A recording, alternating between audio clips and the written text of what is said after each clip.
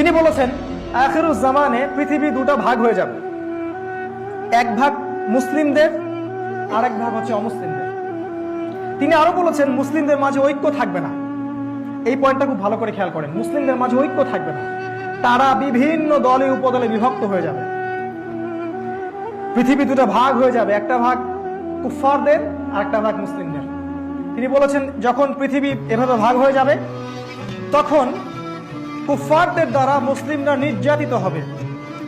তারা তোমাদেরকে এমন ভাবে আক্রমণ করবে যেমন করে অনেকগুলা ক্ষুধার্ত মানুষ একটা দস্তরখানার মধ্যে গোগ্রসে খাবার খেতে থাকে। হাউমাউ করে মানুষ যখন খাবার খায় ঠিক এরকম করে তারা তোমাদের রক্তপাত ঘটাবে মুসলিমদের। সাহাবীরা প্রশ্ন করছেন ইয়া রাসূলুল্লাহ, তখন কি আমরা সংখ্যায় কম হব? তিনি বলছেন না, তোমরা সংখ্যায় কম হবে না, বরং তোমরা হবে আবর্জনার মতো। তিনি আবর্জনা শব্দটা ইউজ করেছেন, আমাকে ক্ষমা করবে, এই কথাটা আমি বলিনি। তিনি বলেছেন, আপনার নবী বলেছেন আমরা হব আবর্জনার মতো। তোমরা গরুর রশি ধরে ব্যস্ত থাকবে এবং আল্লাহর পথের কষ্ট, শ্রম, জিহাদ, দাওয়াত ছেড়ে দিবে। এজন্য তোমাদের এই অবস্থা হবে।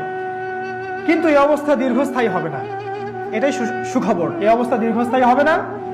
যখন জুলুমের জয় জয়কার থাকবে ঠিক তখনই আরবে নেতৃত্ব নিয়ে একটা টোনদোল সৃষ্টি হবে। এটা ভালো করে বোঝার চেষ্টা, এই অংশটাকে ভালো করে বোঝার চেষ্টা করেন। আরবে নেতৃত্বের একটা টোনদোল হবে, নেতৃত্ব নিয়ে একটা ঝগড়া হবে আরবের মধ্যে, এটা হতে যাচ্ছে সামনে। রাসূল সাল্লাল্লাহু আলাইহি ওয়াসাল্লাম বলেছেন যখন এই নেতৃত্বে ঝগড়া হবে মানুষ সত্যিকারের নেতা খুঁজে পাবে না, আমির খুঁজে পাবে না। ঠিক তখনই মদিনা থেকে একজন মানুষ মক্কায় আসবেন। মদিনা থেকে একজন মানুষ মক্কায় আসবেন, তার নাম হবে আমার নামে, তার পিতার নাম হবে আমার পিতার নামে, তার মায়ের নাম হবে আমার মায়ের নামে। সে হবে আমার ফাতিমা রাদিয়াল্লাহু আনহার বংশের একজন মানুষ। তার নাম হবে মুহাম্মদ, তার বাবার নাম হবে আব্দুল্লাহ, তার মায়েরও নাম হবে আমিনা। তিনি মদিনা থেকে মক্কায় আসবেন। কি জন্য আসবেন? তিনি নেতৃত্ব চাবেন না, নেতৃত্ব অ্যাভয়েড করতে চাবেন, এই ভয়ে পালিয়ে আসবেন। কিন্তু মানুষ তাকে খুঁজে খুঁজে খুঁজে খুঁজে বের করে মক্কায় চলে আসবে এবং তার হাতে ইসলামী খেলাফার বায়াত নেওয়া হবে। এটা কোনো রাজতন্ত্রের বায়াত হবে না, ইসলামী খেলাফার বায়াত হবে।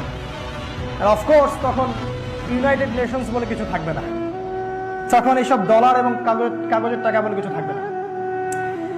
তার হাতে বায়াত নেওয়া হবে এবং সারা মুসলিমরা পৃথিবীর বিভিন্ন স্থান থেকে তার সাথে ঐক্যমত পোষণ করবে।